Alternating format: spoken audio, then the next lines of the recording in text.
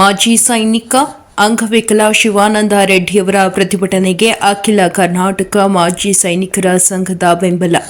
ಚಿಂತಾಮಣಿ ನಗರದ ತಾಲೂಕು ಕಚೇರಿ ಮುಂದೆ ಮಹಾತ್ಮ ಗಾಂಧೀಜಿ ಭಾವಚಿತ್ರ ಇಟ್ಟು ಮಾಜಿ ಸೈನಿಕನಿಂದ ಅಹೋರಾತ್ರಿ ಪ್ರತಿಭಟನೆ.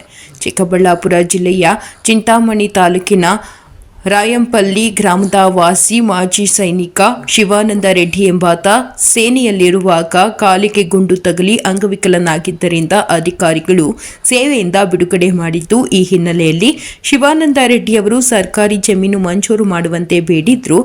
ಅಧಿಕಾರಿಗಳು ಕನಿಷ್ಠ ಕನಿಕರನ್ನು ತೋರದ ಸ್ಥಿತಿಗೆ ಬೇಸತ್ತು.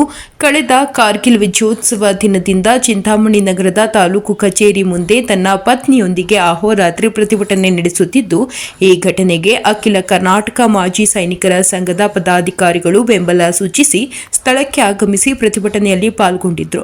ತಾಲೂಕು ಆಡಳಿತ ಹಾಗೂ ಜಿಲ್ಲಾಧಿಕಾರಿ ನಿರ್ಲಕ್ಷ್ಯಕ್ಕೆ ತೀವ್ರ ಆಕ್ರೋಶ ವ್ಯಕ್ತಪಡಿಸಿದರು. ವರದಿ Ravikumar, news bureau, Prajapower TV, Chintamani.